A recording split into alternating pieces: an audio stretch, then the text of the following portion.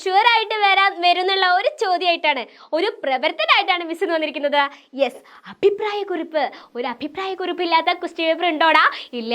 എന്തായാലും നിങ്ങൾക്ക് ഒരു അഭിപ്രായക്കുറിപ്പ് എഴുതാറുണ്ടായിരിക്കും. അപ്പോൾ ഒരു അഭിപ്രായക്കുറിപ്പ് നമുക്ക് തയ്യാറാക്കി നോക്കിയാലോ? അതിനു മുന്നേ മിസ്സിൻ്റെ വീഡിയോ കാണുന്നവർ വേഗം മിസ്സിൻ്റെ വീഡിയോയ്ക്ക് ലൈക്ക് ചെയ്യുക, അതേപോലെ തന്നെ എന്താണ് ഷെയർ ചെയ്യുക. കാരണം നിങ്ങൾക്ക് മാത്രമല്ല ബാക്കി കുട്ടികൾക്ക് ഉപകാരപ്രദമായിക്കോട്ടെ. നിങ്ങൾ സ്വാർത്ഥരല്ലല്ലോ, എല്ലാവർക്കും ഉപകാരപ്രദമാവണമെന്ന് വിചാരിക്കുന്ന മക്കളല്ലേ അല്ലേ? അപ്പോൾ എന്താ ചെയ്യേണ്ടത്? യെസ്, മിസ്സിൻ്റെ വീഡിയോ നിങ്ങൾ മാക്സിമം എല്ലാ ഫ്രണ്ട്സിനും അയച്ചു കൊടുക്കുക. പിന്നെ എന്താ ചെയ്യേണ്ടത്? യെസ്, കമൻറ്റ് ചെയ്യുക. മിസ്സിന് ഇഷ്ടമാണെങ്കിൽ, മിസ്സിൻ്റെ ക്ലാസ് ഇഷ്ടമാണെങ്കിൽ ഒന്ന് കമൻറ്റ് ചെയ്യുക. അപ്പോൾ സെറ്റല്ലേ? നിങ്ങൾ എന്തായാലും എക്സാമിന് പഠിച്ചുകൊണ്ടിരിക്കുകയാണ്, ക്രിസ്മസ് എക്സാം ആവാറായി, അപ്പോൾ അതിന് പഠിച്ചുകൊണ്ടിരിക്കുകയാണ്. അപ്പം നിങ്ങൾക്ക് ഷുവറായിട്ട് വരുന്നുള്ള ഒരു പ്രവർത്തനമാണ് എന്ത് മക്കളെ? നോട്ട് ചെയ്ത് വെച്ചോളൂ. ഇത് എന്തായാലും വന്നിരിക്കും. നമുക്ക് അടിപൊളിയായിട്ട് എഴുതണ്ടേ വന്നാൽ? യെസ്, നമുക്ക് നോക്കാം കേട്ടോ. ഭക്ഷണശീലങ്ങളിൽ വന്ന മാറ്റങ്ങൾ ആരോഗ്യകരമാണോ? അഭിപ്രായക്കുറിപ്പ് എഴുതുക. എന്താണ് ചോദ്യം? വളരെ സിമ്പിളായിട്ടുള്ളൊരു ചോദ്യമാണ് അല്ലേ? ഭക്ഷണശീലങ്ങളിൽ വന്ന മാറ്റങ്ങൾ ആരോഗ്യകരമാണോ? അഭിപ്രായക്കുറിപ്പ് എഴുതുക. ഭക്ഷണം എന്ന് പറയുമ്പോൾ തന്നെ കുഴിമന്തി, അൽഫാം, ഷവായ എന്തൊക്കെയാണ് ഓർമ്മ വരുന്നത് അല്ലേ? അപ്പം അതൊക്കെ നമ്മുടെ ആരോഗ്യത്തിന് നല്ലതാണോ? ആണോ? നിങ്ങളുടെ അഭിപ്രായം എന്താണ്? അത് എഴുതാനാണ് നിങ്ങളോട് പറഞ്ഞിരിക്കുന്നത്. നമുക്ക് നോക്കാം. യെസ്, ഇന്നത്തെ നമ്മുടെ ഭക്ഷണ രീതി ശരിയല്ല എന്ന് മനസ്സിലാക്കാൻ കഴിഞ്ഞു. ഇന്നത്തെ നമ്മുടെ ഭക്ഷണ രീതി ശരിയല്ല എന്ന് മനസ്സിലാക്കാൻ കഴിഞ്ഞു. യെസ്, ഭക്ഷണശീലങ്ങളിൽ വന്ന മാറ്റങ്ങൾ ഒട്ടേറെ ആരോഗ്യ പ്രശ്നങ്ങളിലേക്ക് നമ്മെ എത്തിക്കുന്നു എന്ന് മനസ്സിലാക്കാൻ സാധിച്ചു.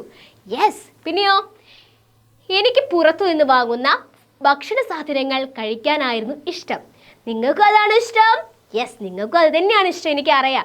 എന്നാൽ അവയിൽ രുചിയും മണവും കൂട്ടാനായി അനേകം രാസവസ്തുക്കൾ ചേർക്കുന്നുണ്ടെന്നും അത് ശരീരത്തിന് നല്ലതല്ലെന്നും തിരിച്ചറിഞ്ഞു. കടകളിൽ നിന്നും ലഭിക്കുന്ന പാക്കറ്റ് ഭക്ഷണത്തിലും ബേക്കറി പലഹാരങ്ങളിലും അനേകം നാൾ കേടുകൂടാതെ ഇരിക്കുന്നതിനായി അതിൽ രാസവസ്തുക്കൾ ചേർക്കാറുണ്ടെന്ന് മനസ്സിലായി. നമ്മൾ ഒരുപാട് കാലം ഈ ഒരു ബേക്കറി സാധനങ്ങളൊക്കെ ഇങ്ങനെ കേട് കൂടാതെ നിൽക്കൂലേ? അപ്പം നമ്മളിങ്ങനെ വിചാരിക്കും, നമ്മൾ ചിലപ്പോൾ വീട്ടിലേക്ക് കൊണ്ടുവരുമ്പോൾ പെട്ടെന്ന് അങ്ങോട്ട് കേടായി പോകും അല്ലേ?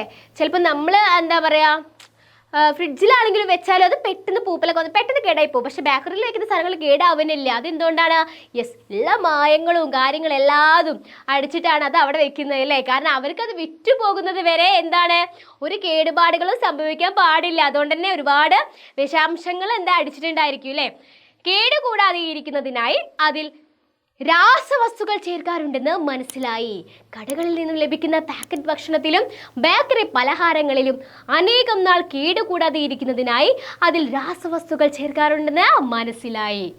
തട്ടുകടകളിലും മറ്റും ദിവസങ്ങളോളം ഒരേ എണ്ണയിൽ തന്നെ പൊരിച്ചെടുക്കുന്ന എണ്ണപ്പലഹാരങ്ങൾ വിഷത്തിന് തുല്യമാണെന്നും അത് ക്യാൻസർ പോലുള്ള രോഗങ്ങൾക്ക് കാരണമാകുമെന്നും ഞാൻ തിരിച്ചറിഞ്ഞിട്ടുണ്ട്.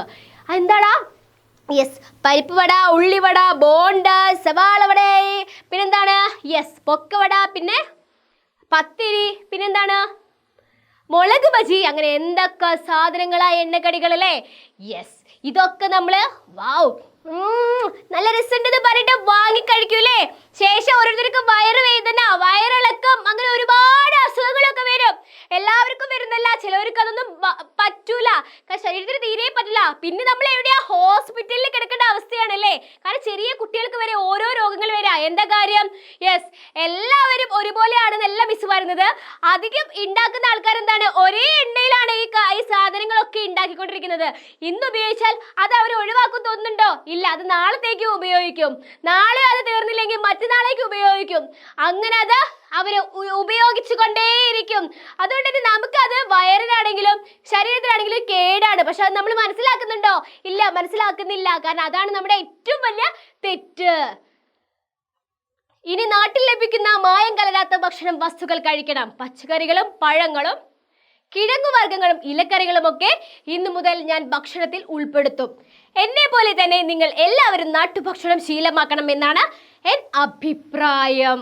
യെസ്, ഒരു വിദേശത്തുള്ള ആളായിക്കോട്ടെ ഇത് പറയുന്നത് അല്ലേ? അഭിപ്രായക്കുറിപ്പ് എഴുതാനാണ് മക്കളെ നിങ്ങളോട് പറഞ്ഞിരിക്കുന്നത്. യെസ്, എന്താണ് നിങ്ങളുടെ അഭിപ്രായം ഇതിനെ കുറിച്ചിട്ട്? മിസ് പറഞ്ഞതിനോട് നിങ്ങൾ യോജിക്കുന്നുണ്ടോ അല്ലെങ്കിൽ വിയോജിക്കുന്നുണ്ടോ? യെസ്, യോജിക്കുന്നവരാവും പലരും അല്ലേ? കാരണം മിസ്സാണെങ്കിലും ഒരുപാട് പുറത്തുനിന്ന് ഫാസ്റ്റ് ഫുഡ് ഒരുപാട് ഇഷ്ടപ്പെടുന്ന ആളാണ് മിസ്സും. ഇത് കൂടെയൊക്കെ പോകുമ്പോൾ സ്മെല്ലടിക്കുമ്പോൾ എൻ്റെ സാറേ വായിലൊക്കെ ഇങ്ങനെ വെള്ളം വരും. എന്നാലോ അത് ചീത്തയാണ്, കേടാണ് കഴിക്കുന്നത് അറിഞ്ഞാലും നമ്മളത് പിന്നെയും മായം കഴിക്കും അല്ലേ? അപ്പൊ മക്കളെ ഒരു ലിമിറ്റ് വെക്കാം, ലിമിറ്റ് വെച്ചിട്ട് കഴിക്കുക നിങ്ങൾ. ഓക്കെ ആണല്ലോ? അപ്പൊ എന്തായാലും ഒരു അഭിപ്രായക്കുറിപ്പ് നിങ്ങൾക്ക് എഴുതാൻ തരുമ്പോൾ ഇതിനേക്കാൾ അടിപൊളിയായിട്ട് നിങ്ങൾ എഴുതാ മക്കളെ. എക്സാമിന് ക്വസ്റ്റ്യൻ പേപ്പറിൽ എന്തായാലും ഒരു അഭിപ്രായക്കുറിപ്പ് നിങ്ങൾക്ക് വന്നിരിക്കും മക്കളെ. സെറ്റായിട്ട് എഴുതിക്കോളൂ. എല്ലാവർക്കും എക്സാം എഴുതാൻ ഓൾ ദ വെരി ബെസ്റ്റ്.